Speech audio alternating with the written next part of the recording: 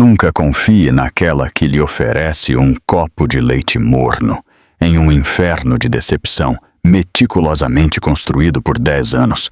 A ficha só caiu quando meu celular vibrou sobre a mesa de mogno. Eu tinha tudo: o império da moda, o marido exemplar, a família perfeita.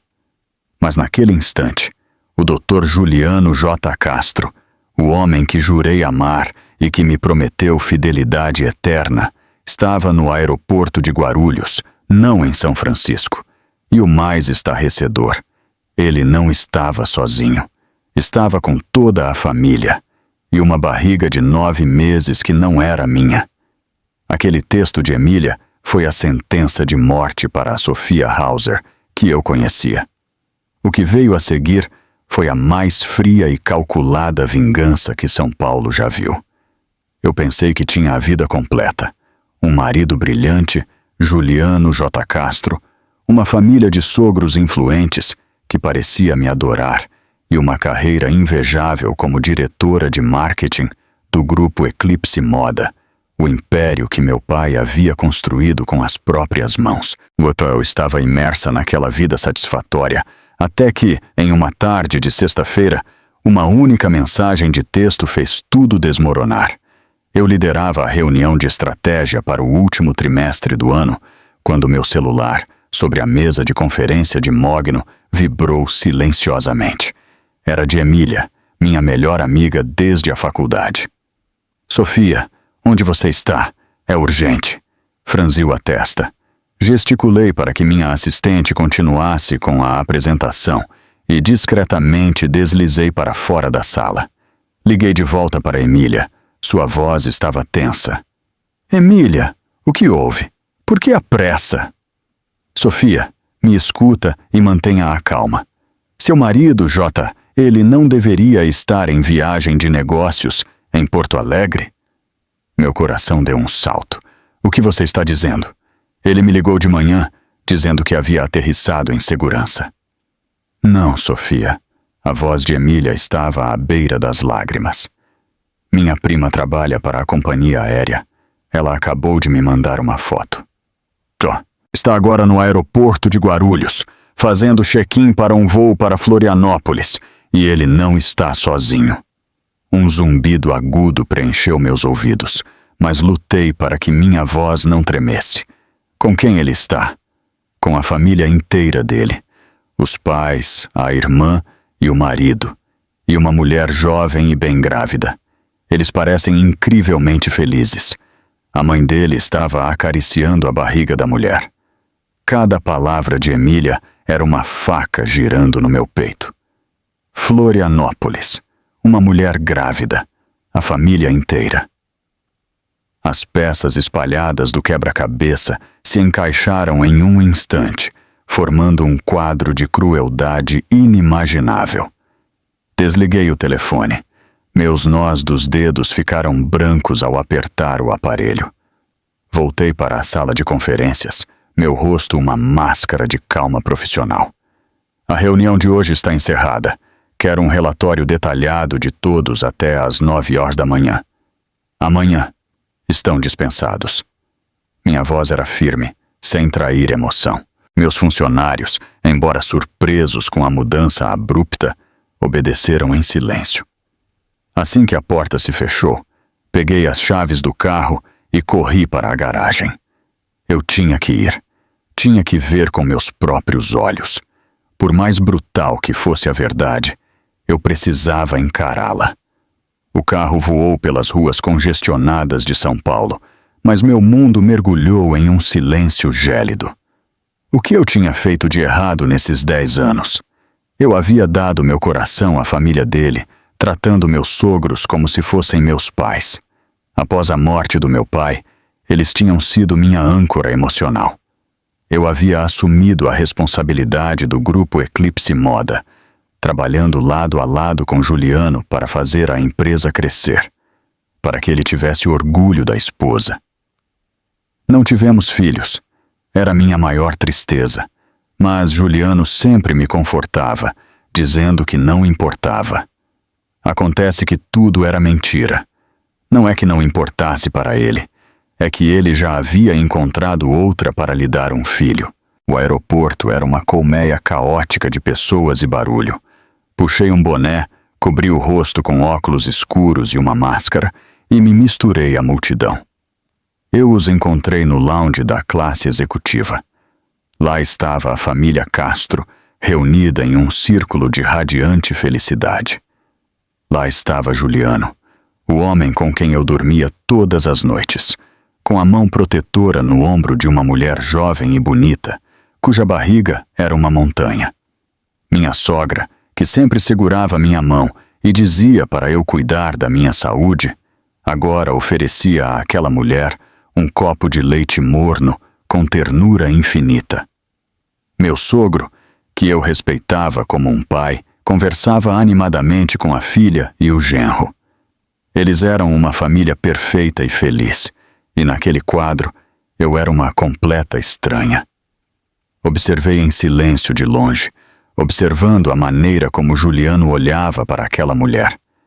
Um olhar que um dia eu havia recebido, mas que não via há muito, muito tempo. Um olhar cheio de amor, adoração e esperança. Ele se inclinou para sussurrar algo em seu ouvido, e ela sorriu amplamente, apoiando a cabeça no ombro dele com um gesto coy. A cena não me fez gritar ou perder a cabeça, apenas gelou meu coração até virar um bloco de gelo. A traição de uma pessoa já é dolorosa o suficiente, mas esta era uma traição de todos que eu mais amava e confiava. Juntos, eles haviam encenado uma performance perfeita, e eu era a única espectadora que não conhecia o roteiro. Eles esperavam felizes por uma nova vida, o neto que minha sogra tanto ansiava. Eles não estavam indo de férias, eles estavam se mudando. Indo para Florianópolis começar a nova vida, onde o bebê nasceria. Um plano meticulosamente preparado e, ao que tudo indicava, de longa data. Eu não me aproximei, não fiz escândalo, apenas silenciosamente peguei meu celular e tirei várias fotos de longe, nítidas o suficiente para ver todos os rostos, toda a felicidade deles. Aquela seria a primeira prova. Somente quando os vi passarem pela segurança, eu me virei e fui embora. Nenhuma lágrima caiu, mas algo dentro de mim havia morrido por completo. 10 anos de amor, confiança e respeito transformados em cinzas naquele aeroporto. Ao sair pelas portas principais, respirei fundo o ar frio da noite. Eu sabia que a Sophia Hauser de ontem não existia mais. De agora em diante, eu seria outra Sophia, uma Sophia que retomaria tudo o que pertencia a ela e ao seu pai, custasse o que custasse. Dirigia até nossa casa geminada nos jardins, o lugar que um dia foi nosso lar. A casa espaçosa agora parecia vazia e estranhamente fria. O cheiro dos lírios que eu tanto amava ainda pairava no ar, mas já não me trazia paz. Ao invés disso, me sufocava como um escárnio. Desde a grande foto do casamento na sala de estar até os chinelos de Juliano, cuidadosamente colocados na entrada, cada objeto na casa era um testemunho de uma mentira cruel. Não me permiti fraquejar. Fui direto para o escritório do segundo andar, onde as coisas mais importantes eram guardadas. Abri o cofre de alta segurança que meu pai havia instalado anos atrás. Dentro, além de algumas joias, estavam todas as escrituras de propriedade, contratos e, o mais importante, o testamento do meu pai e meus certificados de ações do Grupo Eclipse Moda. Meu pai sempre me ensinou a ser uma mulher forte e independente, a saber me defender em qualquer situação. Talvez pressentindo algo, ele havia preparado tudo com extremo cuidado. Ele me deixou a maioria das ações da empresa. Juliano possuía apenas uma quantia simbólica, o suficiente para manter sua posição no conselho de administração. Meu pai disse que era o presente de casamento dele para mim e um escudo que me protegeria para a vida toda. Só agora entendi o profundo significado de suas palavras.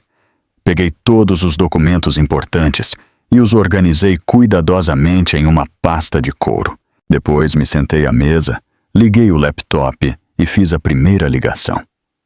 Liguei para o Dr. Ricardo Menezes, o advogado que meu pai mais confiava e em quem eu também tinha fé absoluta.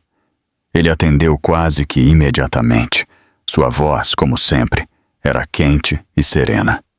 Sofia, é Menezes. O que está acontecendo a essa hora? Respirei fundo, tentando manter a voz o mais calma possível. Dr. Menezes, preciso da sua ajuda. É um assunto muito importante e urgente. Detectando a seriedade no meu tom, a voz do advogado ficou grave. Tudo bem, me diga, estou ouvindo. Quero que você prepare um pedido de divórcio. E eu suspeito que meu marido, Juliano Castro, esteja desviando fundos do grupo Eclipse Moda e cometendo fraude fiscal. Preciso que o senhor me ajude a investigar e coletar provas. Houve um breve silêncio do outro lado da linha. Dr. Menezes deve ter ficado muito surpreso. Ele havia testemunhado nosso começo. Inclusive foi o representante legal em nosso casamento. Sofia, o que exatamente aconteceu? Isso não é apenas um mal-entendido entre vocês dois. Não é mal-entendido, respondi, minha voz vários tons mais fria. Ele tem outra mulher, e eles estão prestes a ter um filho. Toda a família dele tem me enganado, e eles a levaram para Florianópolis para dar à luz. Eu os vi no aeroporto esta tarde. Ouvi o suspiro profundo do advogado. Eu entendo. Que noite inesperada. Primeiro, deixe tudo comigo. Acima de tudo, não deixe que eles saibam que você descobriu. Haja normalmente. Eu entrarei em contato com um especialista em Florianópolis para coletar provas. Em relação aos assuntos financeiros, você tem alguma suspeita específica? Suspeito que ele esteja desviando fundos por meio de empresas de fachada, usando sua posição de vice-presidente, ou por meio de doações, especialmente via Fundação Farol do Futuro, que leva o nome do meu pai. Preciso de um histórico completo de transações da fundação dos últimos 3 anos. Tudo bem. Eu vou começar imediatamente. Você é a acionista majoritária e a filha do fundador. Você tem todo o direito de solicitar essas informações. Cuide de si mesma, Sofia. Você não pode desmoronar. Os colegas leais do seu pai e eu estaremos sempre ao seu lado. Quando a ligação terminou, me senti um pouco mais forte. Eu não estava sozinha nesta luta. Imediatamente comecei meu próprio trabalho. Usando meu acesso de administradora-chefe ao sistema de servidor da empresa, fiz um backup secreto de todos os dados de e-mail, registros de conversas de trabalho e arquivos relacionados a Juliano dos últimos 3 anos. Também revisei os sistemas de câmeras de segurança na empresa e em casa. Cenas de Juliano fazendo ligações em segredo, saindo por motivos suspeitos. Tudo foi cuidadosamente salvo. A noite avançava e a casa geminada caía no silêncio. Eu me sentei sozinha no meio da espaçosa sala de estar, a luz da tela do laptop iluminando meu rosto inexpressivo. A dor ainda queimava no meu peito, mas já não conseguia me destruir. Tinha se transformado em chamas de raiva e determinação. Eles haviam começado esta farsa, mas eu seria quem escreveria o final. E eu juro que esse final seria um pesadelo que eles não esqueceriam pelo resto de suas vidas. Meu drama estava apenas começando. Na manhã de segunda-feira, me encontrei com o Dr. Menezes em seu escritório. Ao me ver, ele não conseguiu esconder a fadiga e a preocupação em seu rosto. Ele me serviu uma xícara de chá de camomila e disse gentilmente: Sofia, eu sei que isso é incrivelmente difícil, mas você tem que ser forte. Eu dei uma olhada preliminar nos relatórios financeiros da fundação que você mencionou. Nos últimos 3 anos, enormes somas de dinheiro foram dispersas sob o pretexto de apoiar jovens talentos e bolsas de estudo no exterior. E a beneficiária de todas elas é uma única pessoa, uma tal Cléo Machado. Esse nome te soa familiar? Cleo Machado. Meu coração apertou ao som dele. Lembrei-me do rosto da jovem no aeroporto, bonito, mas com um ar desafiador. Provavelmente é ela, Dr. Menezes. O advogado assentiu, sua expressão endurecendo. Eu imaginei. Eu entrei em contato com o PI que te falei. O nome dele é Moraes, um investigador particular muito competente e discreto. Ele aceitou o caso e já começou a trabalhar. Devemos ter notícias em breve. Eu não tive que esperar muito. Apenas 2 dias depois, recebi um e-mail criptografado de Moraes através de Dr. Menezes. Continha um arquivo compactado cheio de fotografias e um relatório conciso. Com a mão trêmula no mouse, abri as fotos uma por uma. As primeiras mostravam uma vila luxuosa em uma área residencial tranquila de Florianópolis. Um carro esportivo branco estava estacionado na garagem. O modelo que Juliano havia descrito uma vez como o carro dos seus sonhos. Outra foto. Juliano e Cleo empurrando um carrinho de compras em um supermercado. Eles pareciam um casal recém-casado decorando seu ninho de amor. Cleo descansava a cabeça no ombro de Juliano, e a mão dele repousava em sua barriga. Um gesto cheio de ternura. As fotos seguintes foram ainda mais cruéis. A família Castro inteira desfrutando de um jantar no quintal da vila. Minha sogra servindo comida para Cleo, meu sogro rindo de bom grado, meu cunhado e sua esposa também estavam lá, conversando intimamente com sua nova cunhada. Eles eram uma família de verdade, e eu era apenas uma estranha. Havia também um vídeo de Juliano ajudando Cleo a andar em um parque. Eles de mãos dadas, parando ocasionalmente para se beijar. A visão da felicidade deles me deu náuseas, mas o que mais me horrorizou foi a última parte do relatório.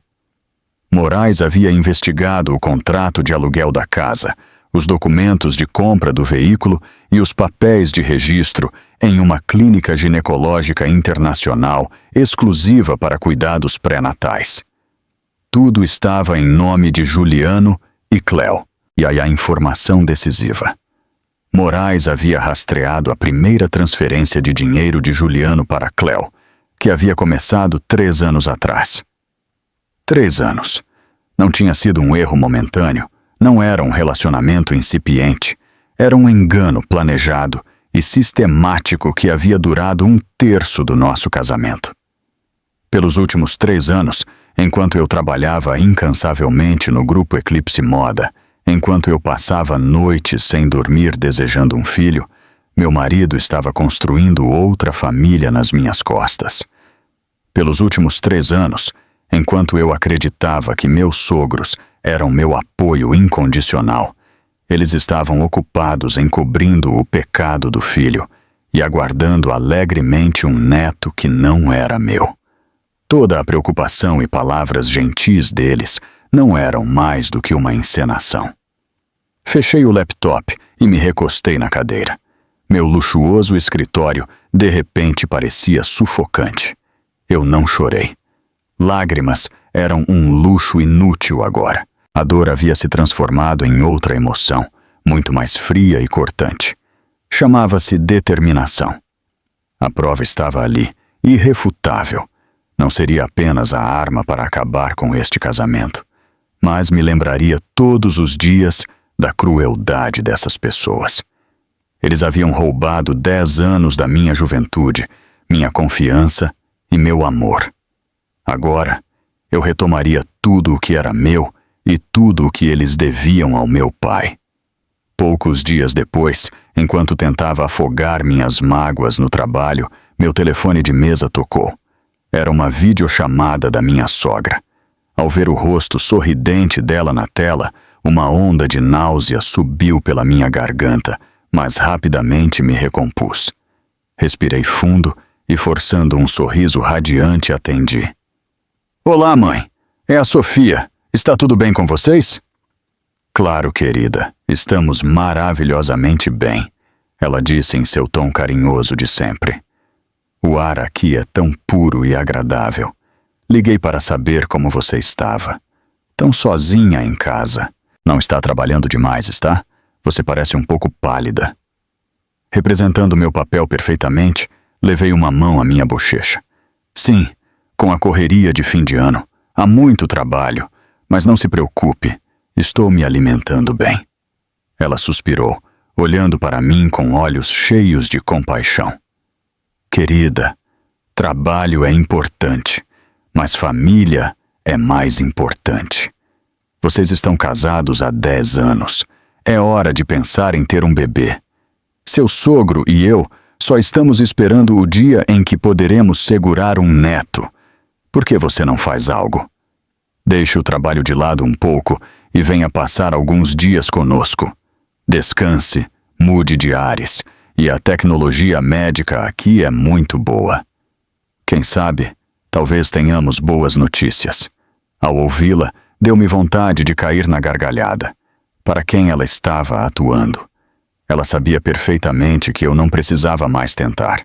O neto que ela tanto esperava já estava crescendo no ventre de outra mulher, na mesma casa onde ela estava hospedada. A insistência dela era apenas uma desculpa para justificar a iminente chegada daquela criança. Uma peça perfeita. Forcei um sorriso triste. Sim, mãe, eu também desejo isso com todo o meu coração. Talvez o destino ainda não tenha querido. Assim que eu terminar este projeto, farei outro check-up completo. Naquele momento, meu sogro apareceu na tela. Com seu sorriso amigável de sempre, ele acenou para mim. Sofia, sou eu. Com Juliano nessa viagem de trabalho difícil, você tem que se cuidar bem em casa. Não se esforce demais. Sim, pai, estou bem. O senhor também se cuide. Mais uma mentira descarada. Uma viagem de trabalho. A família dele, do mais velho ao mais jovem, eram todos atores excepcionais. Juntos eles encobriam um pecado. Juntos, eles pisoteavam meus sentimentos e minha confiança. Eles pensavam que eu era uma tola facilmente enganada com palavras doces e falsas preocupações. Quando a ligação terminou, o sorriso desapareceu do meu rosto instantaneamente. Levantei e caminhei até a janela, observando os carros movimentados lá embaixo. A hipocrisia deles me enojava. Por 10 anos eu havia vivido entre lobos em pele de cordeiro. Eles fingiam se importar comigo e me amar. Mas pelas minhas costas, eles estavam se preparando para me dilacerar. Eu já tinha visto o suficiente dessa peça. Agora era minha vez de baixar as cortinas. Mas antes de fazer isso, eu faria questão de que cada ator dessa farsa pagasse um preço muito, muito alto por seu papel. Antes que minha aversão por meus sogros pudesse diminuir, outra lâmina perfurou meu coração. Esta era mais afiada e cruel, forjada a partir do legado do meu próprio pai. Naquela manhã, Dr. Menezes me chamou em seu escritório, com uma expressão de gravidade sem precedentes. Ele colocou uma pasta grossa em sua mesa. Sofia, sente-se. Prepare-se para o que você está prestes a ver. Ele abriu a pasta e apontou para o detalhamento das despesas da Fundação Farol do Futuro. Como já sabíamos, Juliano Castro tem enviado dinheiro para aquela mulher, Cleo Machado, sob o pretexto de bolsas de estudo, mas a escala é muito maior do que imaginávamos. Não estamos falando de algumas centenas de milhares de reais. São milhões, transferidos em pequenas quantias ao longo de 3 anos. Milhões de reais. Senti como se alguém estivesse apertando meu coração. Esta fundação era o orgulho do meu pai. Ele a criou para ajudar crianças carentes que queriam estudar, para levar a luz do conhecimento a áreas desfavorecidas. E Juliano, o genro em quem meu pai tanto confiou, ousou transformá-la em seu caixa eletrônico pessoal para sustentar sua amante. Com o sangue e o suor do meu pai, com o dinheiro dos doadores, com fundos que deveriam ter sido usados para comprar livros e construir escolas, ele havia comprado uma casa de luxo e um carro caro para ela. Maldito seja! Cerrei os dentes. Pela primeira vez, Não consegui conter minha raiva. Ele não é humano, doutor. Menezes colocou uma mão reconfortante no meu ombro. Acalme-se. Raiva não resolve problemas. Precisamos de uma cabeça fria. E esta é a parte mais importante. Ele deslizou outra pilha de papéis em minha direção. Esta manhã, a assistente de Juliano enviou isto para o seu escritório. Ela diz que precisa da sua assinatura urgente para fechar a auditoria de fim de ano. Dê uma olhada. Peguei os documentos. A capa educadamente lia: confirmação de transação para auditoria contábil. O conteúdo consistia em cláusulas aparentemente normais, confirmando os investimentos e transações da empresa para o último ano fiscal. Nada suspeito. Um procedimento de rotina feito todos os anos. Há algum problema, Dr. Menezes? Perguntei. O advogado virou para a última página e apontou para uma cláusula minúscula em um apêndice. Aqui. Apêndice B, cláusula 7, acordo de transferência de ações. Isso te parece familiar? Apertei os olhos para ver melhor. Senti meu coração parar. Era o número de contrato para a cessão e delegação de ações que meu pai havia elaborado para mim. A letra miúda dizia: assignatária para a reestruturação e expansão de investimento do Grupo Eclipse Moda. Concorda em transferir incondicionalmente 20 de suas ações no Grupo Eclipse Moda para o membro do Conselho Juliano Castro. Este era o objetivo real dele. Ele não queria apenas o dinheiro. Ele queria engolir o Grupo Eclipse Moda inteiro. Todo o legado do meu pai. Ele estava usando minha confiança em hábitos de trabalho para me armar uma armadilha sutil. Uma armadilha projetada para que eu assinasse um documento que me faria perder tudo.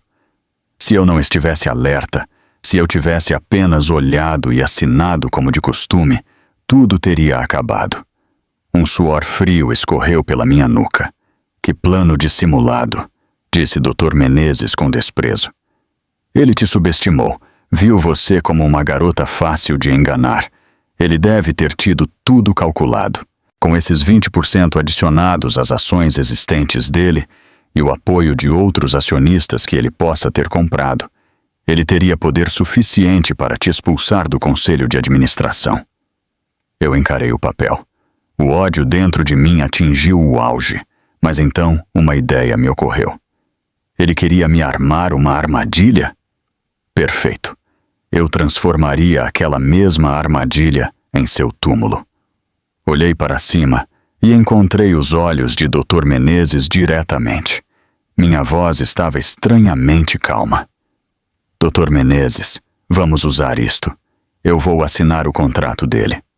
O que você está dizendo, Sofia? Você enlouqueceu? Ele exclamou surpreso. Se você assinar isso, você vai perder tudo. Não, Dr. Menezes. Ofereci um sorriso arrepiante.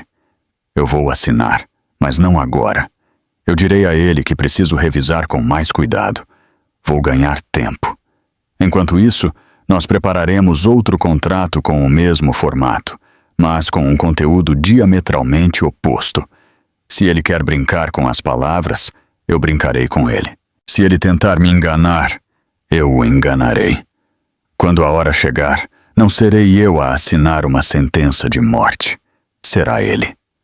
Lendo a determinação em meus olhos, a surpresa de Dr. Menezes se transformou em compreensão, e então ele assentiu firmemente. Tudo bem, faremos como você diz. É hora desse raposa cair na armadilha. Nos dias seguintes, mergulhei no trabalho como uma mulher possuída. De dia, eu ainda era a diretora de marketing competente e determinada, gerenciando impecavelmente todas as campanhas de fim de ano. À noite, junto com Dr. Menezes e sua equipe, eu analisava os relatórios financeiros linha por linha, rastreando a trilha de dinheiro sujo que Juliano havia desviado. O estresse do trabalho, combinado com a tensão da traição e o planejamento da vingança, esmagou meus ombros.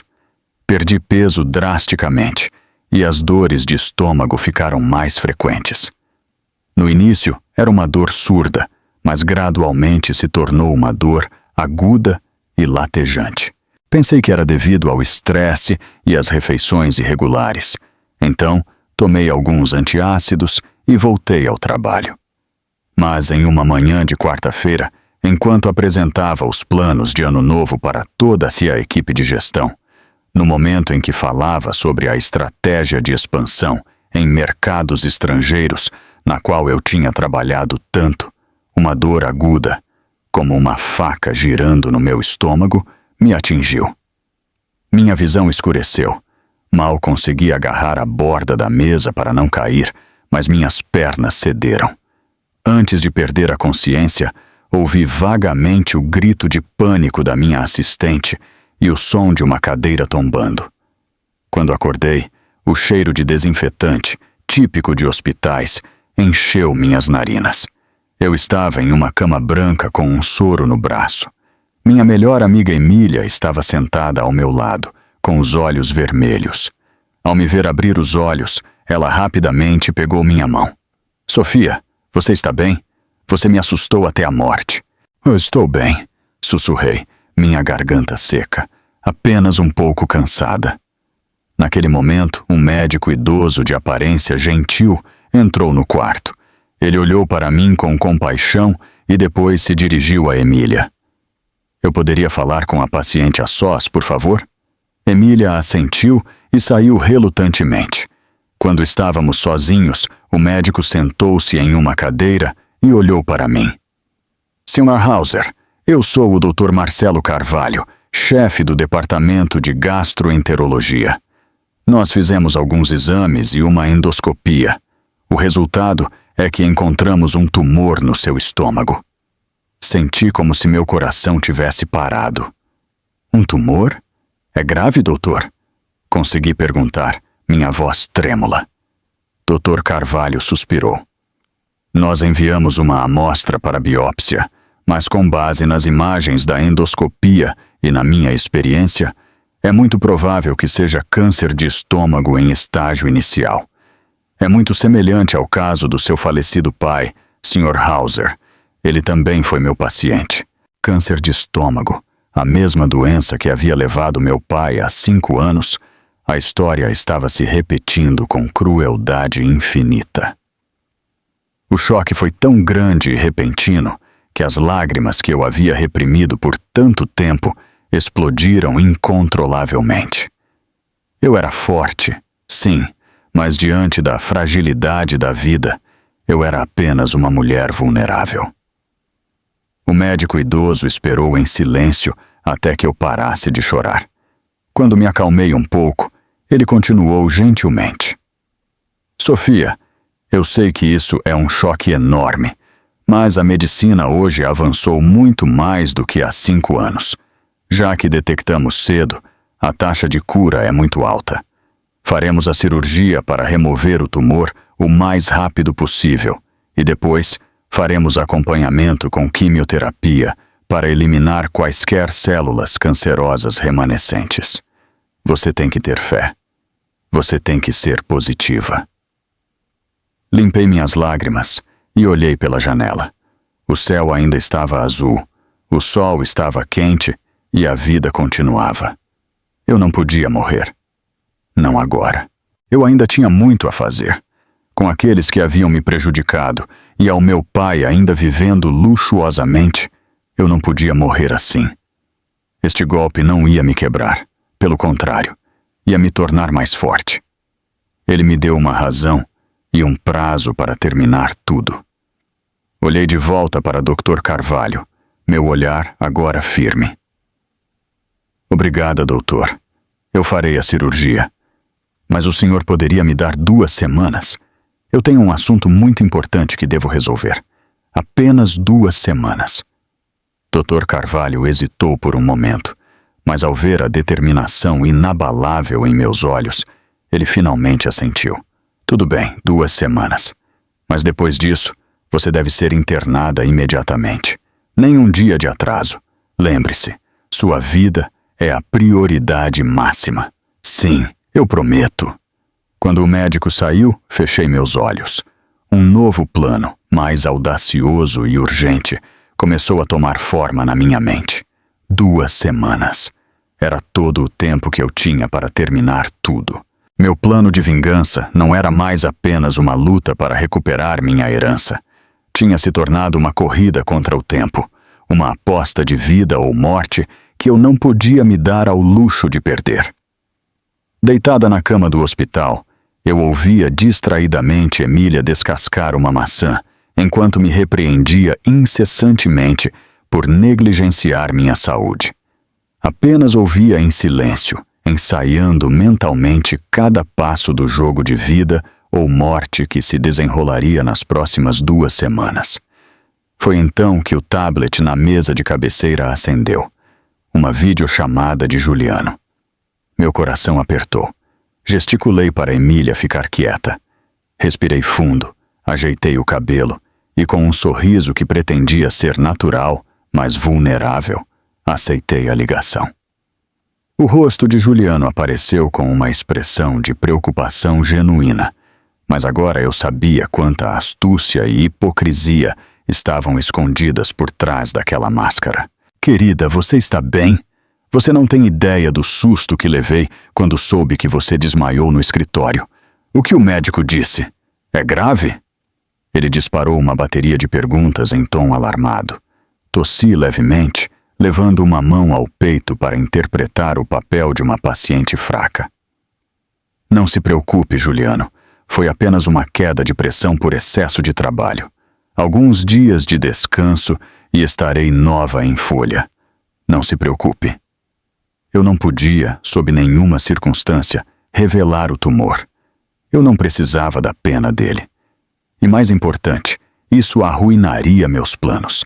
Ele tinha que continuar acreditando que eu era a mesma tola saudável, ingênua e facilmente manipulável.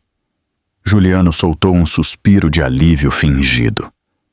Graças a Deus, você me deu o susto da minha vida. Você tem que se cuidar. Por mais importante que seja o trabalho, não é mais importante que a sua saúde. Sinto muito estar tão longe e não poder cuidar de você. As palavras doces dele embrulharam meu estômago. Sinto muito. Se ele realmente sentisse muito, ele não estaria do outro lado do mundo cuidando de outra mulher e do futuro filho deles. Depois de mais algumas palavras vazias de preocupação, ele finalmente foi direto ao ponto. Ei, querida, sei que você está cansada, mas há um assunto urgente. Você viu os documentos que minha assistente te enviou? O sócio aqui está pressionando muito. Se não decidirmos rapidamente, perderemos essa enorme oportunidade de investimento. É muito importante para o futuro da empresa e para o nosso futuro. A raposa estava finalmente mostrando suas verdadeiras cores. Franzi a testa de propósito, fingindo exaustão. Acho que vi, mas desde ontem estou tão cansada e tonta, não consegui ler nada.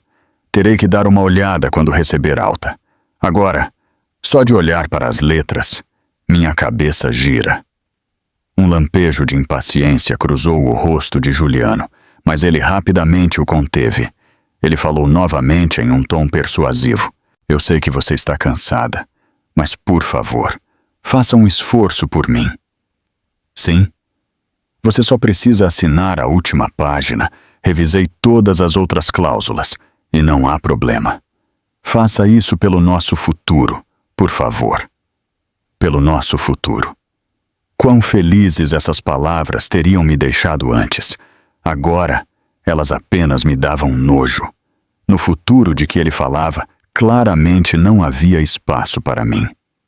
Bom, vou dar uma olhada, respondi com um tom levemente de reprovação. Estou tão doente e você me importunando com coisas da empresa. Parece que você não se importa comigo de jeito nenhum.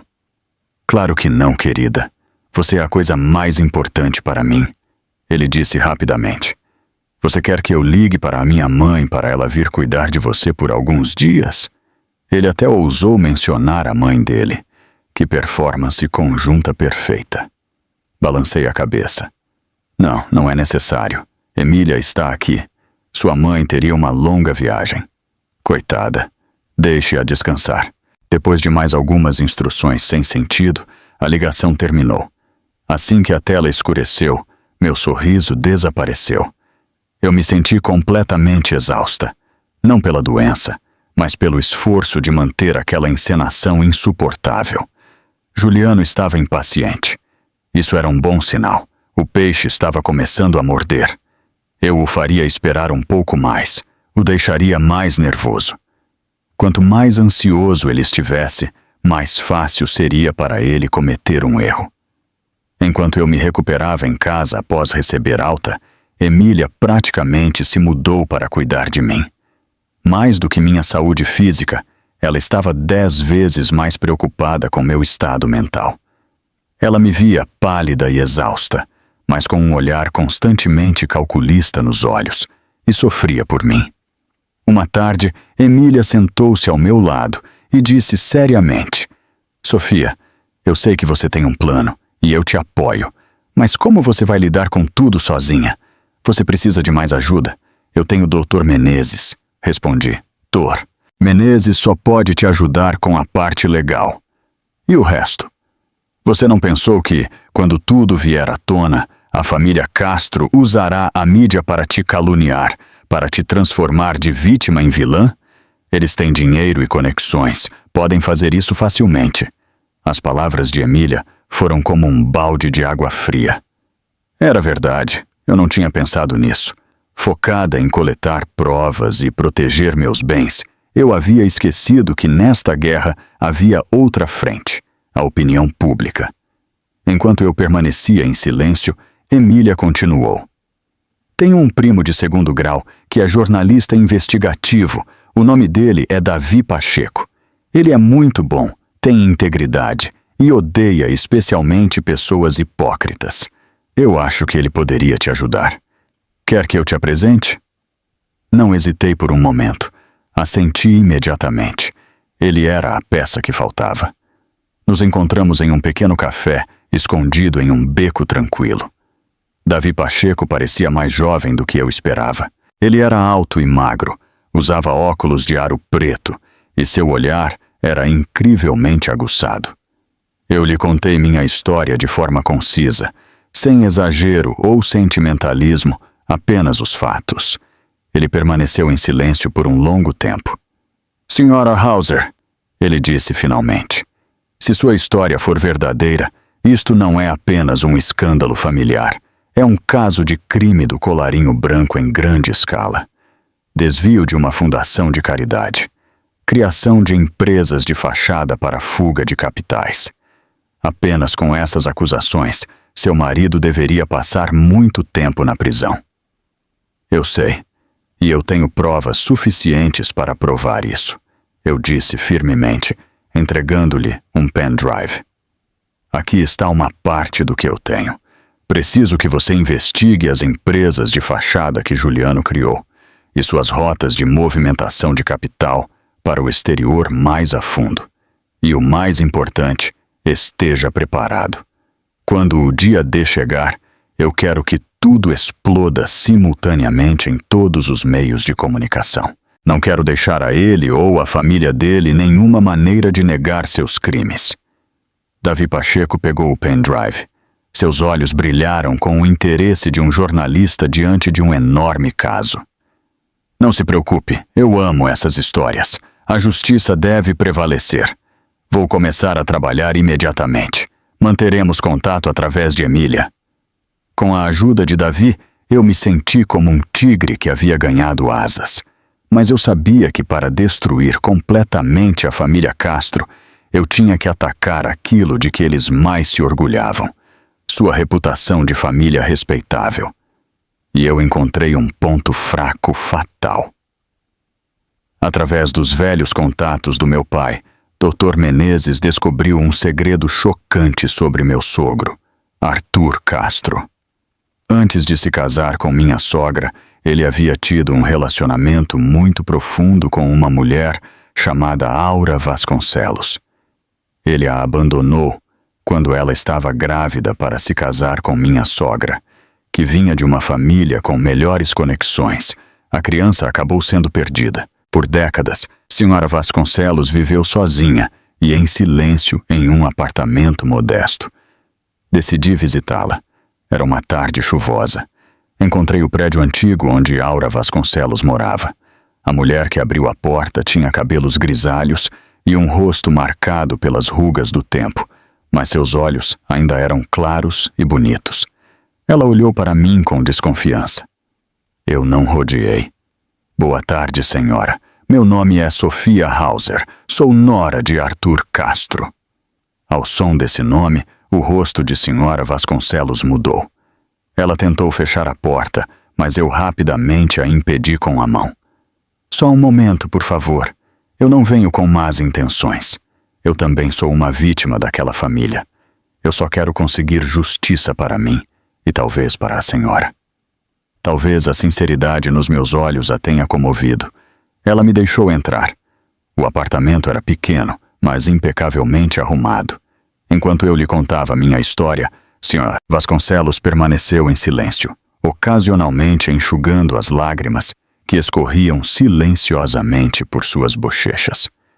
Quando terminei, ela abriu uma velha caixa de madeira e tirou uma pilha de cartas amareladas e algumas fotos em preto e branco.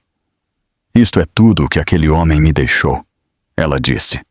Votos de amor eterno, promessas de um futuro feliz. No final, apenas abandono e dor permaneceram. Ela os entregou para mim. Pegue. Se isso ajudar a desmascarar a verdadeira face deles, minhas décadas de sacrifício não terão sido em vão.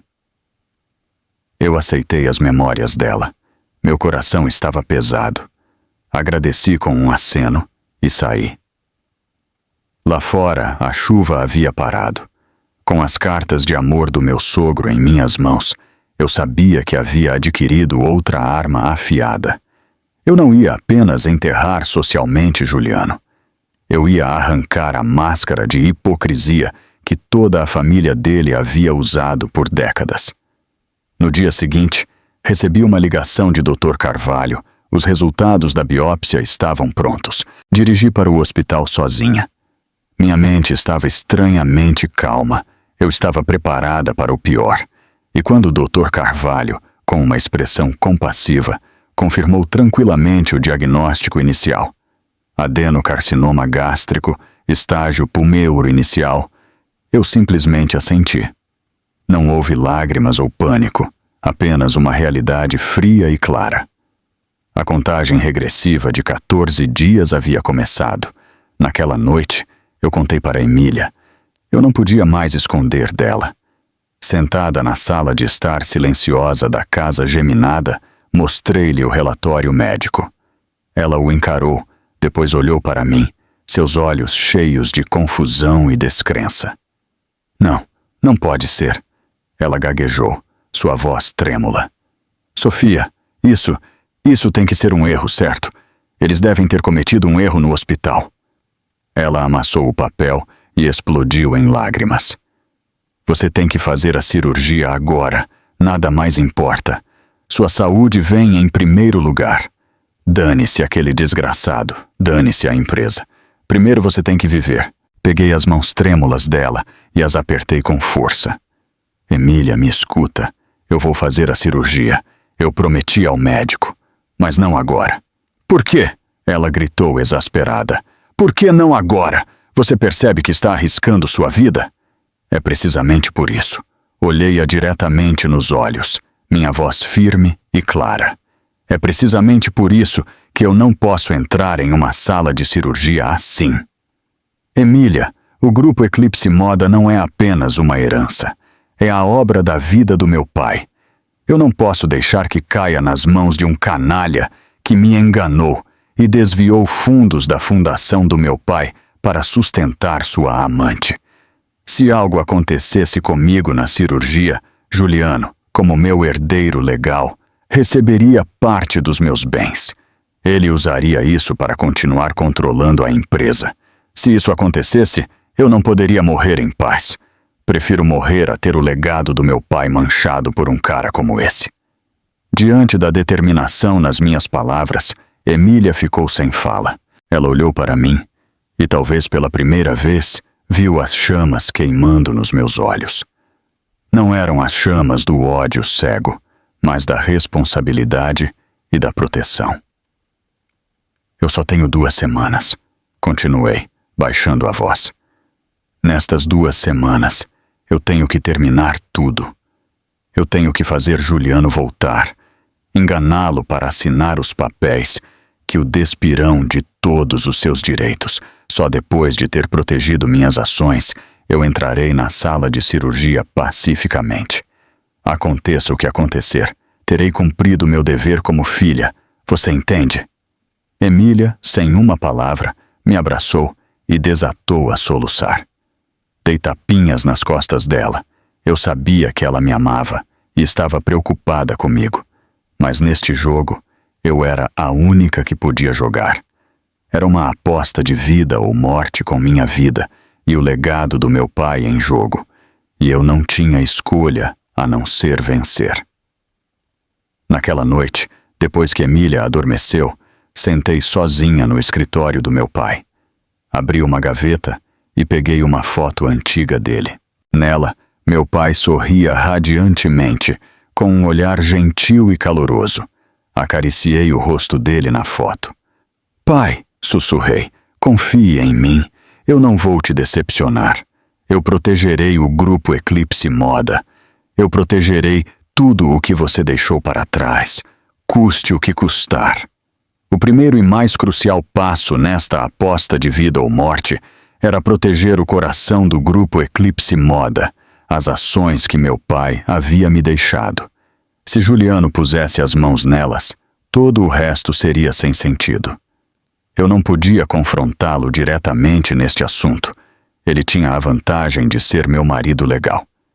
Eu precisava de um movimento surpresa, um que ele jamais esperaria.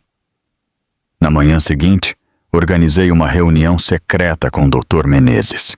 O local não era nem a empresa, nem o escritório dele, mas uma vila em um resort nos arredores da cidade, uma antiga propriedade do meu pai. Convidei apenas 3 pessoas.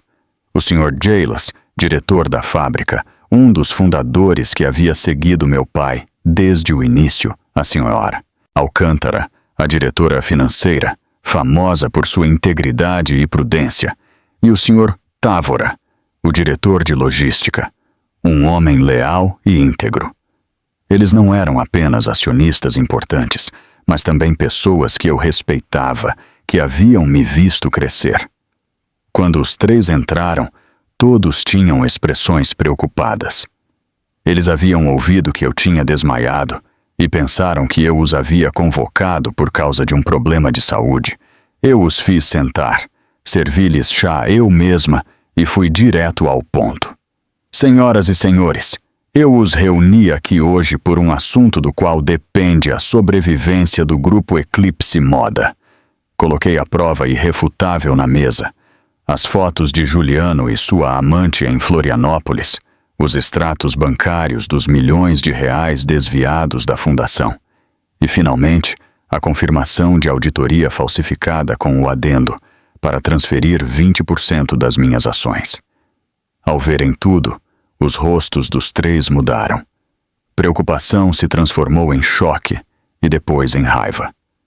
O Sr. Jales, o mais esquentado, bateu o punho na mesa. Aquele desgraçado miserável. Depois que o presidente confiou tanto nele, até lhe deu a única filha. Como ele se atreve a cometer tal atrocidade?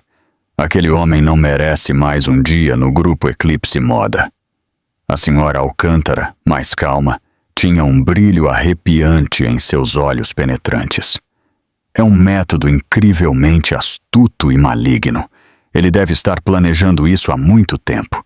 Se você não tivesse descoberto a tempo, Sofia, o Grupo Eclipse Moda já poderia ter mudado de mãos. Esperei que a raiva deles diminuísse um pouco e então expliquei meu plano. Eu sei que Juliano Castro não vai desistir dessa conspiração. Em breve terei que me ausentar por um tempo para tratamento médico. Durante esse tempo, não posso permitir que o legado do meu pai corra perigo. É por isso que, embora seja um pedido muito arriscado, eu não tenho outra escolha. quero lhes pedir um favor. Fiz uma pausa e olhei para cada um deles diretamente nos olhos. Eu quero que vocês segurem temporariamente 30 das minhas ações no Grupo Eclipse Moda sob a supervisão de Dr. Menezes, na forma de um acordo de confiança legalmente vinculativo. Desta forma, minhas ações não serão mais o alvo de Juliano. E mais importante, o poder central do grupo permanecerá nas mãos das pessoas mais leais ao meu pai. Os três ficaram em silêncio. Eles entenderam a gravidade da situação. Receber uma quantidade tão grande de ações não era apenas uma honra, mas também uma responsabilidade pesada que acarretava riscos. Naquele momento, Dr. Menezes interveio e explicou em detalhes as cláusulas legais do acordo de confiança, garantindo que tudo seria transparente e seguro para ambas as partes. Depois de um longo momento de reflexão, o Sr. Távora, o mais quieto dos três, falou primeiro. Lembro-me de que o presidente Hauser nos disse uma vez que o Grupo Eclipse Moda era a vida dele, e Sofia era o coração dele. Agora, tanto a vida quanto o coração dele estão sob ameaça. Nós lhe devemos muito. Não temos razão para ficar parados e não fazer nada. O Sr. Giles e a Sra. Alcântara assentiram em uníssono. Concordamos. Nós aceitamos. Você, Sofia, não se preocupe com nada e se concentre no seu tratamento. Nós cuidaremos disso. Garantiremos que este Juliano Castro não toque em um único fio de cabelo do Grupo Eclipse Moda. Lágrimas brotaram nos meus olhos, mas eu as segurei. Levantei e fiz uma profunda reverência para os três. Obrigada. Eu nunca esquecerei esta demonstração de lealdade. O acordo de confiança foi assinado ali mesmo. Com o documento assinado em minhas mãos, senti como se um peso enorme tivesse sido tirado dos meus ombros. O primeiro e mais sólido muro para proteger o legado do meu pai foi construído. Agora eu podia passar para a próxima fase com tranquilidade, armar a armadilha e esperar o peixe grande nadar direto para a rede. Com a fortaleza para proteger o Grupo Eclipse Moda firmemente erguida, comecei a tecer a teia. Eu não tinha muito tempo. Eu tinha que agir rapidamente e decisivamente. O teatro da minha falsa falência tinha começado oficialmente. A primeira coisa que fiz foi adotar deliberadamente um olhar abatido. Eu não precisava atuar. A doença no meu corpo, as noites sem dormir e o estresse extremo já haviam gravado exaustão e fraqueza no meu rosto. Parei de usar maquiagem e escolhi ternos soltos e de cores escuras para esconder meu corpo cada vez mais magro. Toda vez que eu ia para a empresa, eu andava com passos pesados, com olheiras profundas e um olhar perdido. A imagem da CEO sempre vibrante havia desaparecido completamente, substituída pela de uma mulher esmagada por um fardo pesado.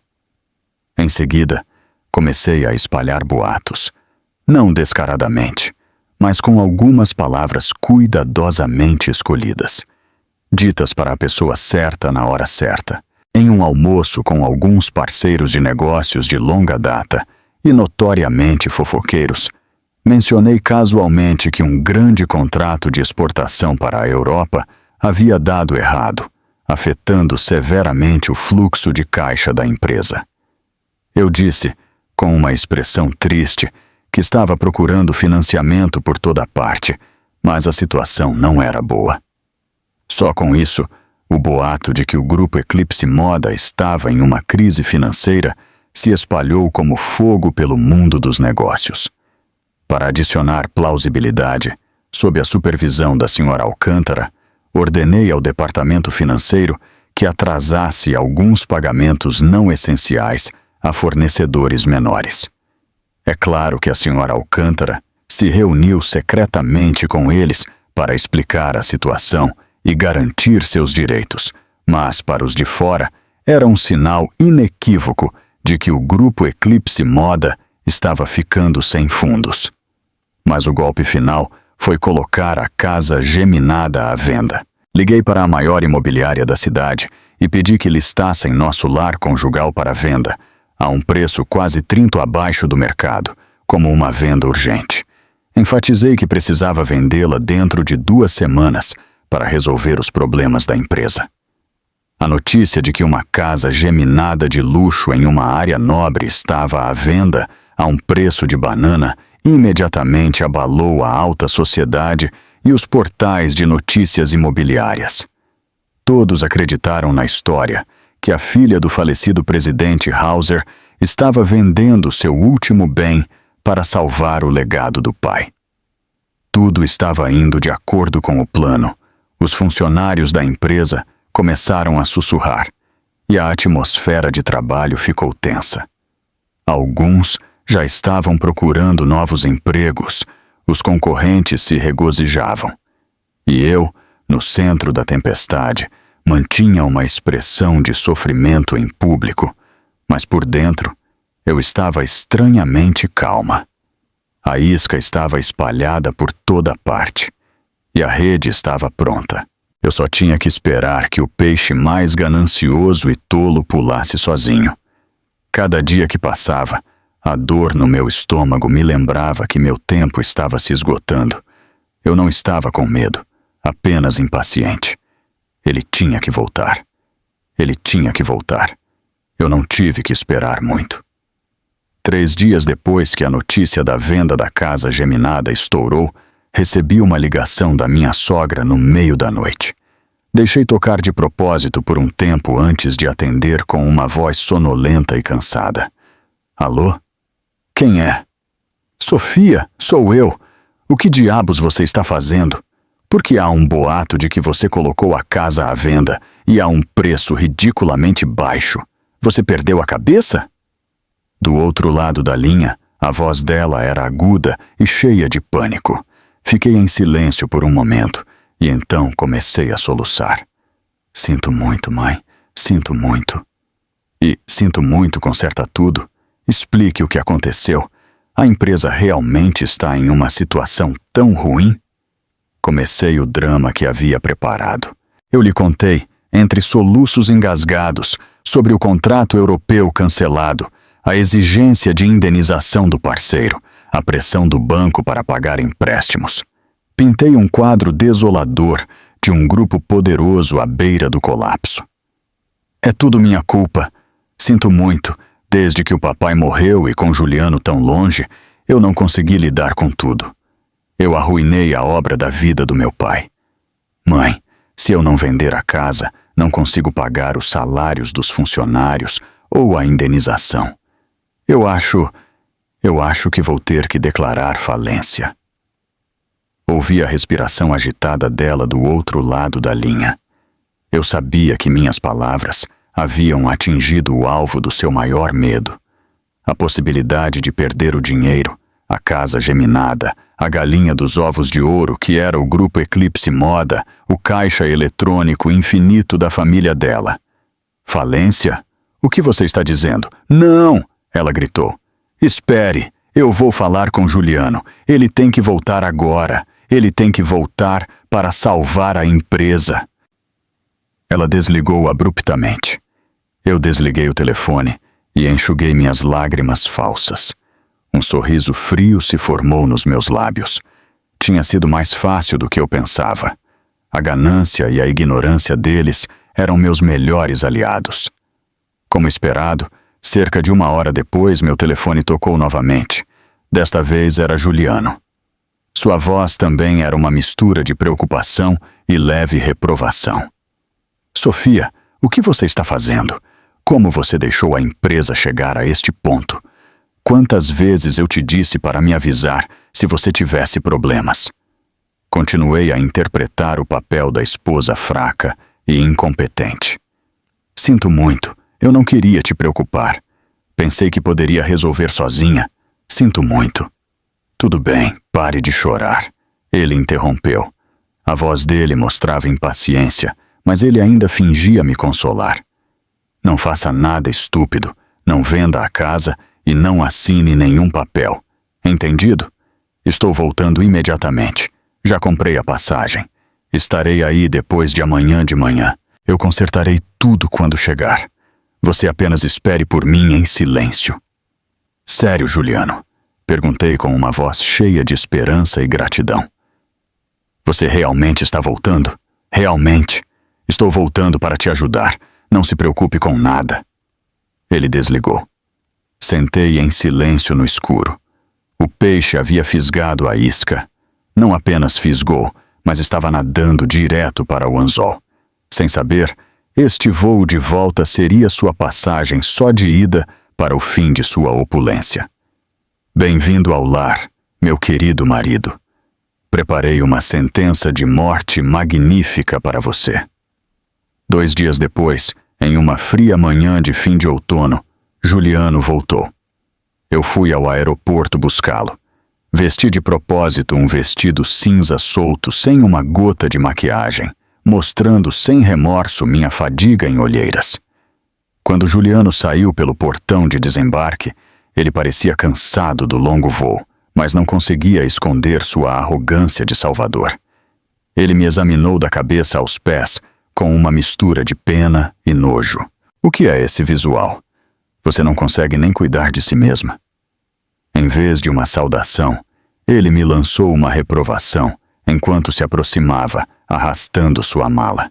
Interpretei meu papel de esposa culpada perfeitamente, baixando a cabeça. Sinto muito, eu só não sei o que fazer. No carro de volta, Juliano me questionou implacavelmente sobre a situação da empresa. Descrevi a crise em detalhes, as perdas fictícias que eu havia inventado logicamente, as dificuldades que descrevi pateticamente. Quanto mais ele ouvia, mais convencido ele ficava. Ele começou a me dar sermões, analisando meus erros, sem esquecer de se gabar. Viu só? 1 semana sem mim, e olhe para este desastre. Deixe tudo comigo. Você só faz o que eu digo. Assim que chegamos em casa, ele jogou o paletó no sofá e foi direto ao ponto. Vamos, me diga a situação específica. Quanto é a dívida? Há alguma maneira de conseguir capital? Era hora de lançar a isca final. Peguei a pasta grossa que Dr. Menezes havia preparado para mim e a coloquei sobre a mesa. Olhe para isto, eu disse com uma voz apática. Eu fiz o que pude. Um fundo de investimento está disposto a nos emprestar uma grande soma para superar essa fase difícil, mas as condições são muito estritas. Eles estão pedindo garantias e para você, como vice-presidente, assumir responsabilidade pessoal. Juliano pegou a pasta e começou a folheá-la. Os documentos, com dezenas de páginas, foram redigidos de forma muito profissional, com cláusulas complexas e terminologia financeira difícil que Dr. Menezes havia incluído de propósito para confundi-lo. Reestruturação de dívida, contrato de garantia, acordo de segurança de ativos. Juliano murmurou os grandes títulos enquanto lia. Ele apenas olhou para a primeira parte com as cláusulas de empréstimo plausíveis, sem prestar atenção aos anexos no final. O que eles querem? Ele perguntou, sem tirar os olhos dos papéis. Eles querem todos os nossos bens conjuntos como garantia, a casa geminada, os carros, as contas de poupança, tudo, eu disse com uma expressão de dor. E para demonstrar a seriedade e a capacidade de gestão da liderança, eles exigem que você assine uma declaração juramentada, assumindo total responsabilidade por esta dívida.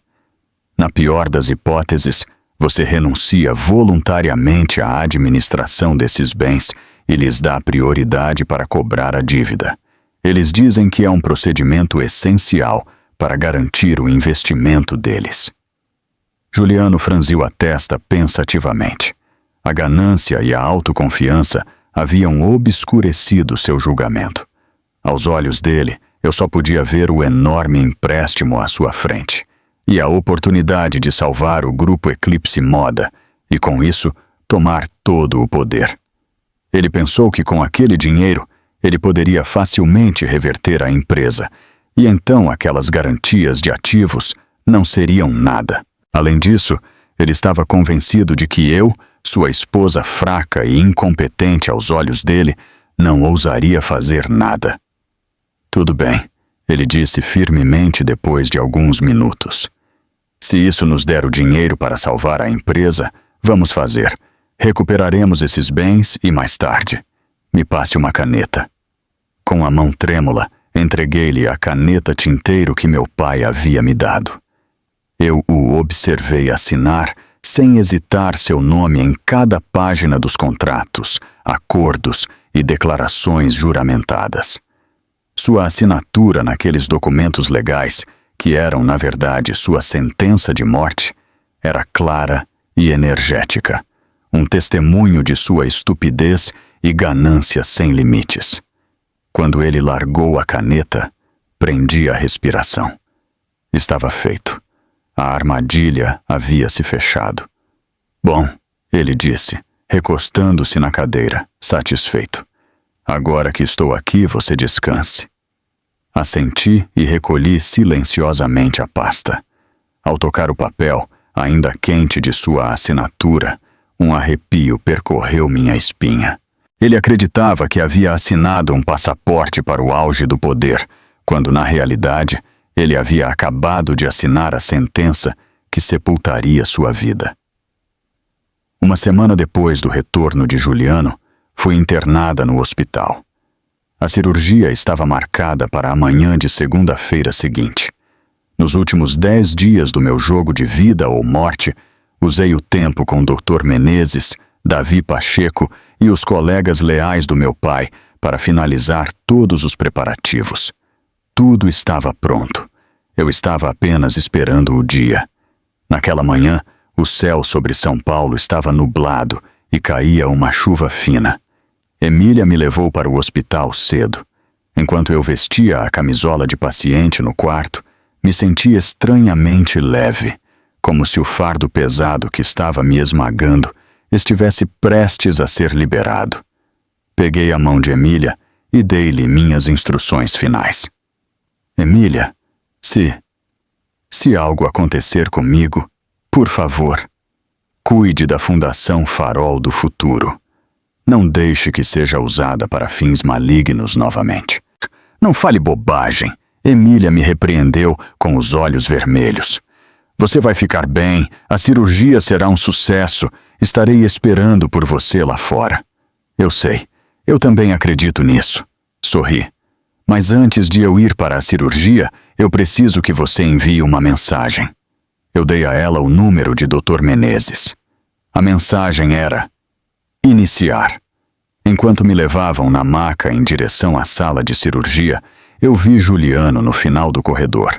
Suponho que ele havia vindo para interpretar seu papel de marido dedicado até o fim. Ele se aproximou, pegou minha mão e fez uma cara preocupada. Seja forte, querida. Eu cuidarei de tudo aqui fora. Não se preocupe com nada. E fique bem. Eu olhei-o diretamente nos olhos, com uma profundidade que ele jamais poderia entender. Sim, eu deixo tudo com você. A porta pesada da sala de cirurgia se fechou, isolando-me do mundo exterior. A luz ofuscante da lâmpada cirúrgica me cegou, e o cheiro de anestesia começou a encher o ar. Enquanto minha consciência afundava em uma névoa, eu sabia que no mundo exterior, uma tempestade terrível acabara de ser desencadeada. Simultaneamente, no escritório do advogado, Dr. Menezes recebeu a mensagem de Emília.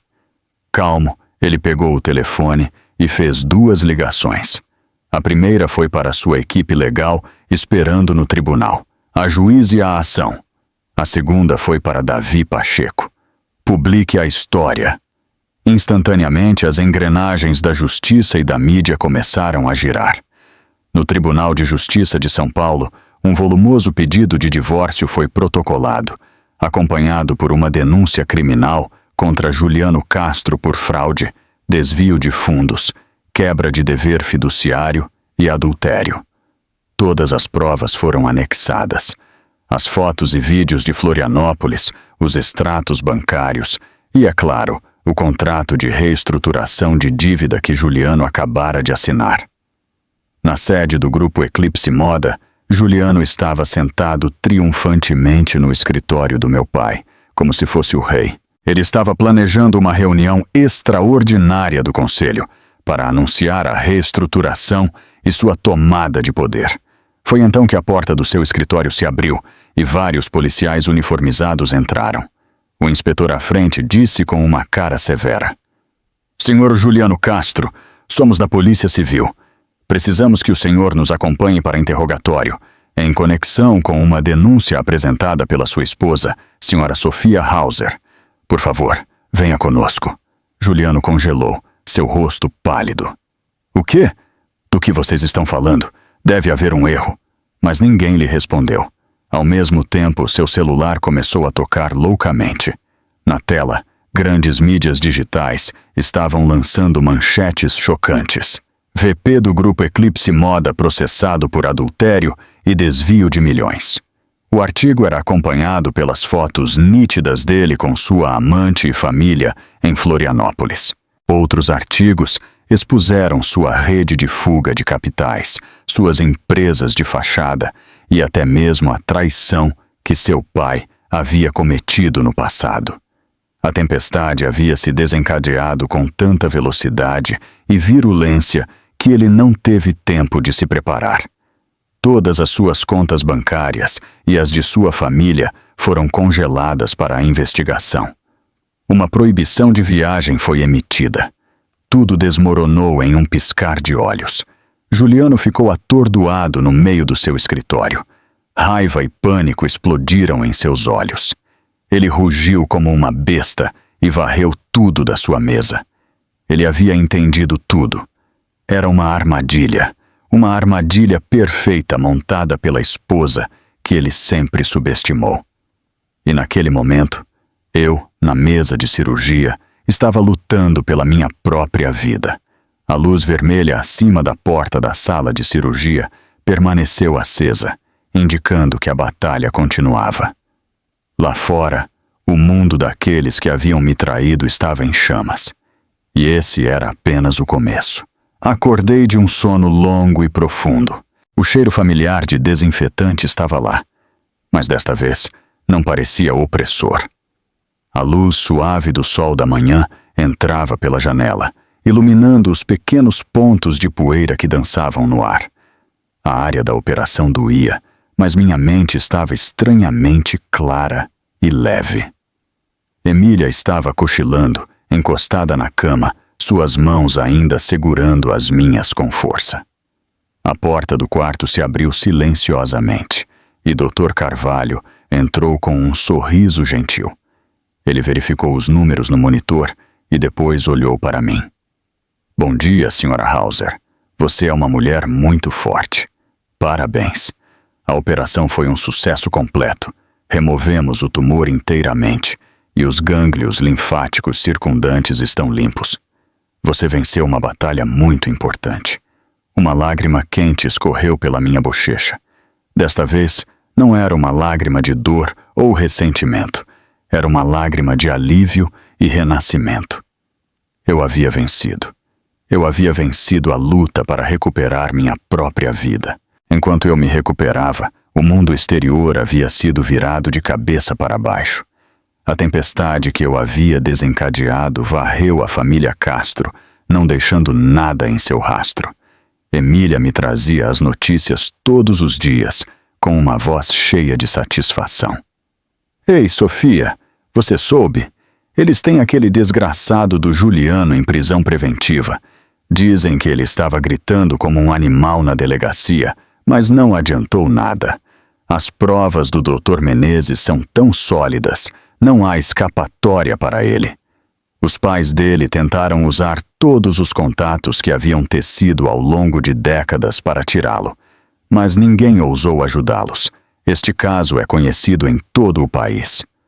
Com o escândalo na mídia, quem é tolo o suficiente para se envolver?" Eu ouvia em silêncio com um leve sorriso. Era isso que eu queria, que eles sentissem o desamparo, a sensação de o mundo virar as costas para eles, assim como eles haviam me feito sentir. "E tem mais", Emília continuou. "Eles congelaram todos os bens deles, As contas, as casas, os terrenos, as ações, tudo. Eles colocaram avisos de apreensão naquela mansão deles, que parecia um palácio. As cunhadas, em lágrimas, fugiram para as casas dos pais, mas parece que seus próprios sogros estão pressionando para que se divorciem, por medo de serem manchados. Que bando! Viveram como rainhas, e ao primeiro sinal de problema, são as primeiras a fugir. A queda foi mais rápida do que eu imaginara. Uma família que sempre se gabou de sua reputação e riqueza era agora o centro de todas as críticas e desprezo. Meu sogro, Arthur Castro, depois de ler os artigos expondo seu passado traiçoeiro, junto com as cartas de amor que Aura Vasconcelos havia me dado, sofreu uma crise hipertensiva e teve que ser levado às pressas para o hospital. Minha sogra, completamente destruída, se trancou em sua casa e se recusou a ver qualquer pessoa. O castelo que eles haviam construído com hipocrisia e crueldade havia desmoronado em uma única noite. Deitada na cama do hospital, olhei pela janela. As árvores no jardim da frente estavam começando a perder suas folhas, anunciando a chegada do inverno. Para eles, seria um inverno rigoroso, mas na minha vida, uma nova primavera estava começando. Mais do que satisfação, eu senti uma estranha serenidade. Tudo estava voltando ao seu devido lugar. O karma pode ser lento, mas nunca se esquece. Um mês após a cirurgia, a primeira audiência do nosso julgamento de divórcio e divisão de bens foi realizada. Embora eu não estivesse totalmente recuperada, decidi comparecer pessoalmente. Eu queria ver com meus próprios olhos a queda miserável de Juliano. Naquela manhã, Emília escolheu um elegante vestido branco para mim e aplicou maquiagem leve para que eu não parecesse tão pálida. De propósito, não usei cadeira de rodas. Eu caminhei apoiada em Emília e Doutora Menezes com passos lentos, mas firmes. Minha imagem, a de uma mulher que, apesar de ter sofrido uma doença grave, enfrentava a adversidade com dignidade, foi imediatamente capturada pelas centenas de jornalistas aglomerados nas portas do tribunal. Os flashes eram incessantes, mas eu não hesitei. Mantive a cabeça erguida e o olhar sereno, fixo para a frente. O ambiente na sala do tribunal era tenso e sufocante. Juliano entrou depois. Ele era um homem completamente diferente de um mês atrás. Seu cabelo, sempre impecavelmente arrumado, estava despenteado. Seu rosto estava magro e por fazer. Seus olhos estavam injetados de sangue. Quando ele me viu, o ódio em seu olhar quase parecia queimar. Se não fossem os guardas ao lado dele, ele provavelmente teria avançado em cima de mim. O julgamento começou. Dr. Menezes, com um comportamento imponente e uma voz firme, apresentou os argumentos e as provas um por um. Ele projetou em uma tela grande as fotos de Juliano e Cléo, desfrutando felizes em Florianópolis, os extratos bancários das transferências fraudulentas e, finalmente, o contrato de reestruturação de dívida com a assinatura clara de Juliano. A cada prova, o rosto de Juliano se contorcia mais. Ele tentou argumentar que tudo era uma armadilha armada por mim, que ele havia sido enganado. Mas diante de um documento com sua própria assinatura, todas as suas palavras eram sem sentido. O advogado de Juliano, provavelmente contratado às pressas por sua família, era um jovem que tentou argumentar que, movida por ciúmes por não poder ter filhos, eu havia conspirado para incriminar meu marido. Mas essa lógica foi instantaneamente demolida por Dr. Menezes. Meritíssimo, o advogado do réu erra.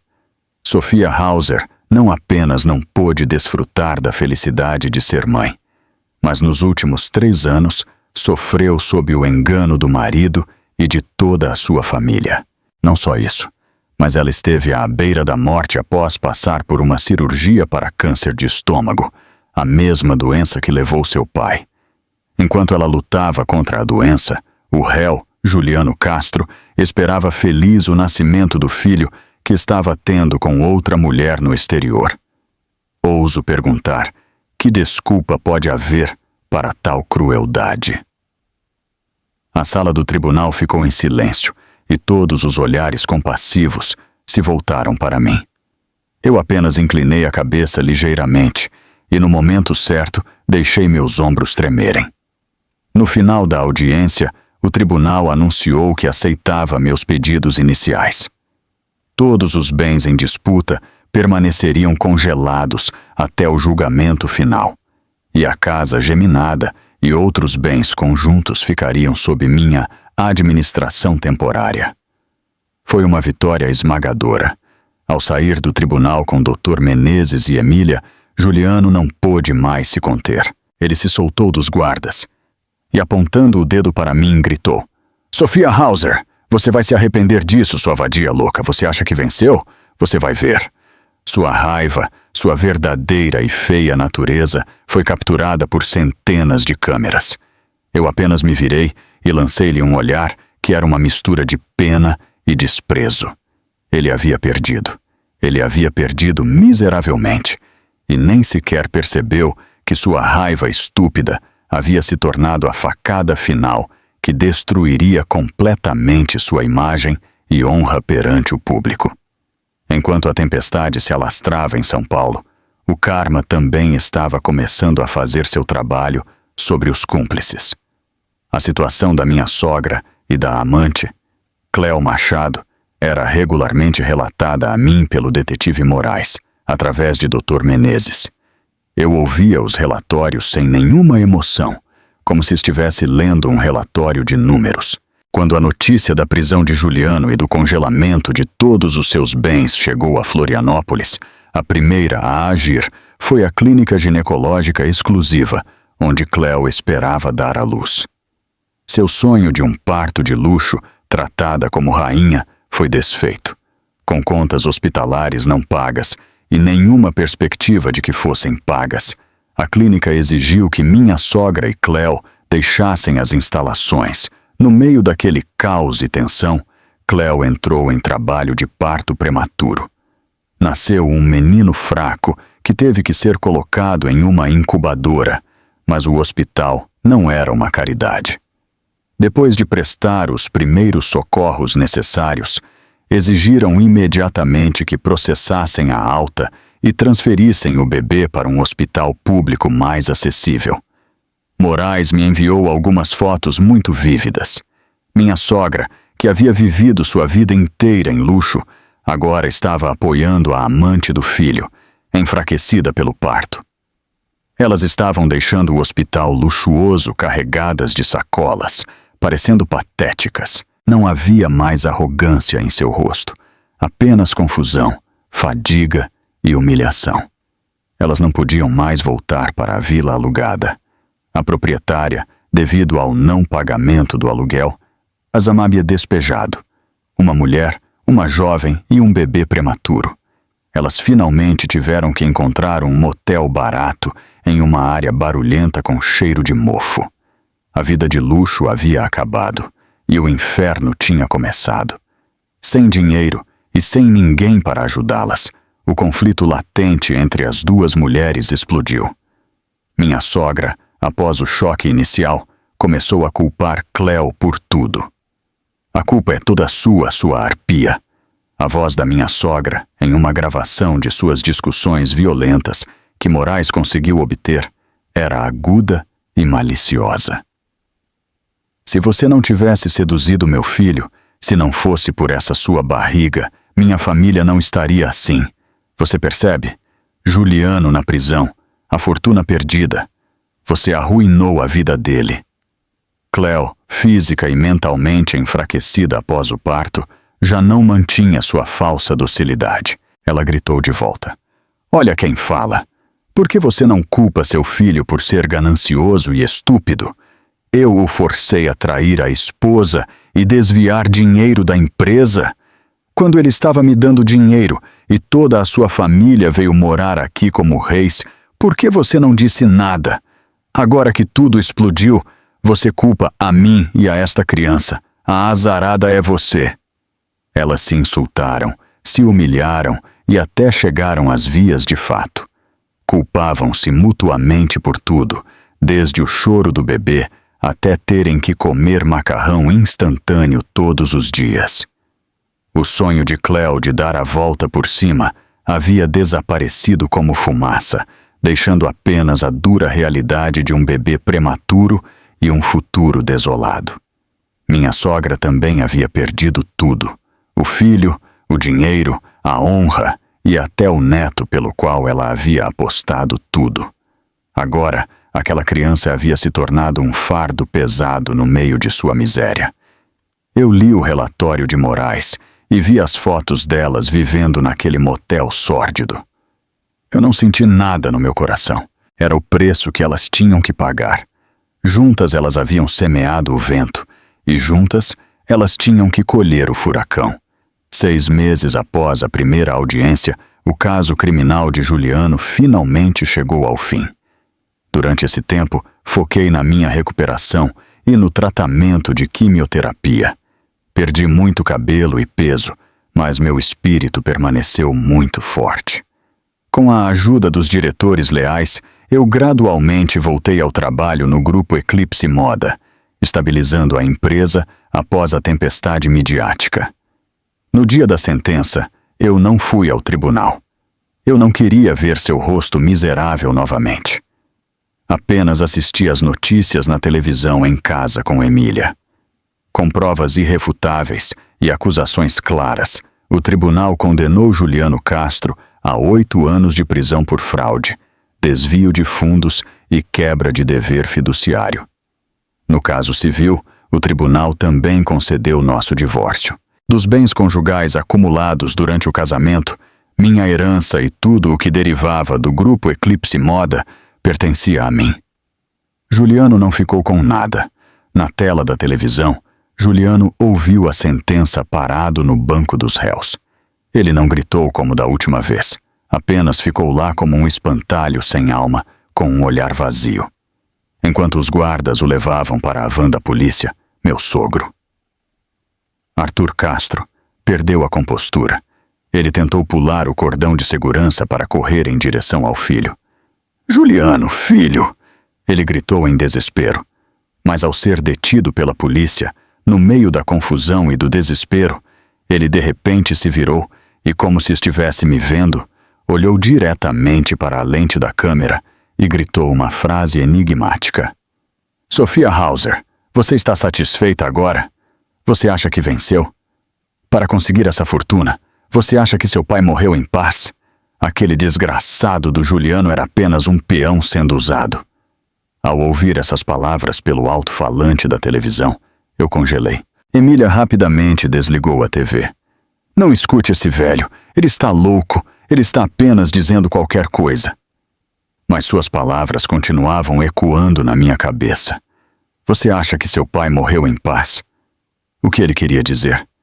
Meu pai havia morrido do mesmo câncer de estômago que eu havia sofrido. O diagnóstico do hospital era claro. Por que, em seu momento de maior desespero, ele mencionaria a morte do meu pai? Vagas lembranças de repente inundaram minha mente. Lembrei-me dos últimos dias do meu pai. Sua doença havia piorado muito mais rápido do que o esperado. Na época, Juliano interpretou o papel do genro mais dedicado. Ele sempre preparava os medicamentos e caldos restauradores ele mesmo, que, segundo ele, um renomado ervanário havia recomendado. Na época, eu só senti gratidão e emoção por sua dedicação. Mas agora que eu pensava nisso, algo não se encaixava. Lembro-me de uma vez, depois de beber um caldo de ervas que Juliano havia preparado, meu pai reclamou de uma dor de estômago mais aguda. Quando perguntei, Juliano explicou que era provavelmente porque o corpo do meu pai estava muito fraco.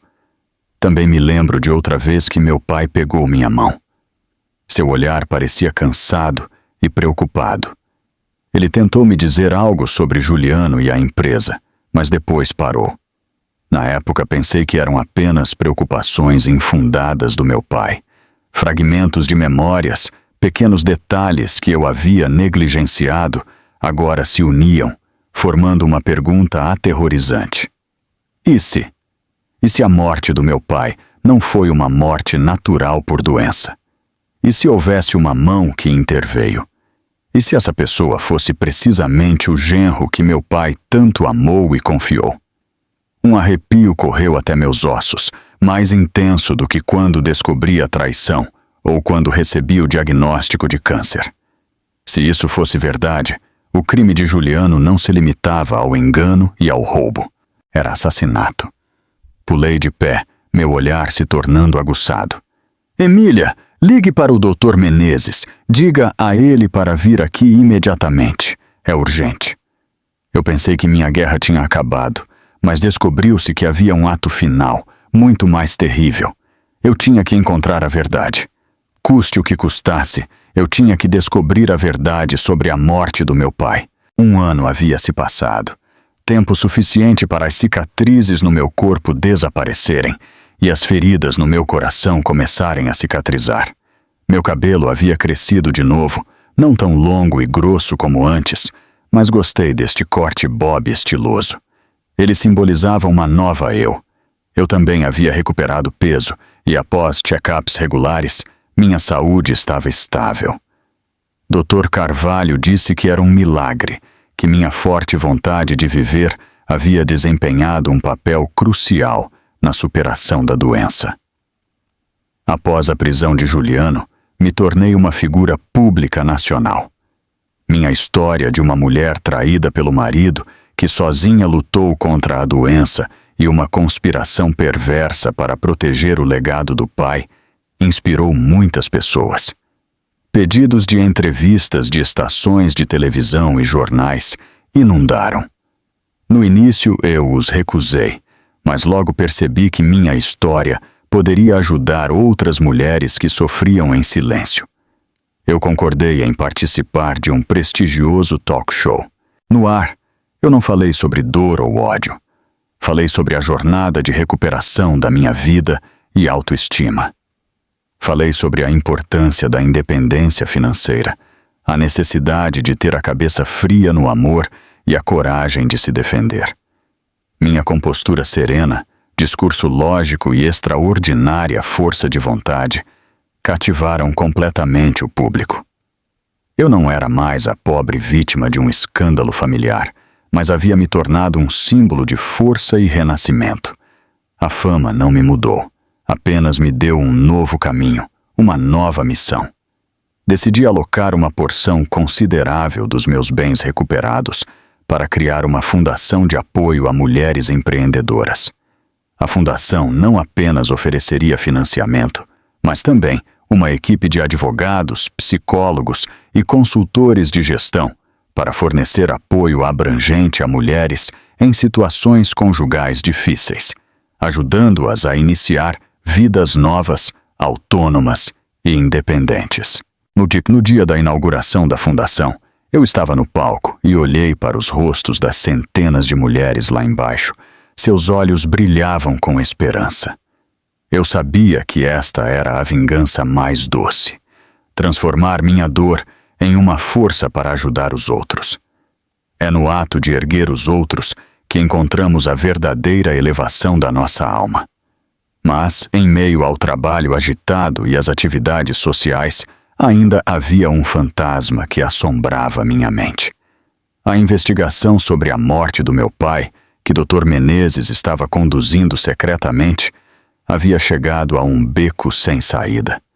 Depois de 5 anos, quase não havia mais provas físicas. Os registros médicos do meu pai apenas registravam o curso normal de um paciente com câncer terminal. Os tônicos que Juliano lhe trouxe eram impossíveis de encontrar. Tudo permanecia uma suspeita, uma dor sutil no meu coração que nunca diminuía.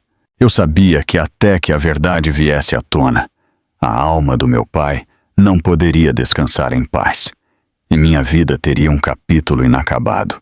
Após 1 ano de trabalho implacável, decidi me presentear com umas férias de verdade.